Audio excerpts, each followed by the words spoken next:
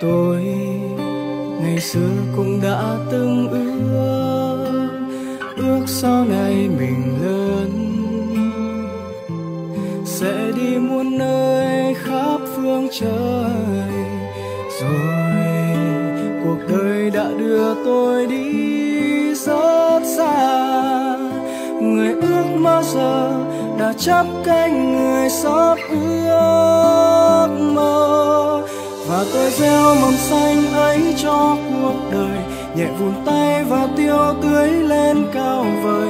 Đến một ngày tương lai rồi mầm xanh kia sẽ tỏa bóng râm chờ che các con đường. Ai rồi cùng bước qua cuộc đời, để lại những hành trang ở đây thế giới sẽ thật đẹp nếu như một ngày ta mỉm cười buông tay ở dưới tán cây mình gần.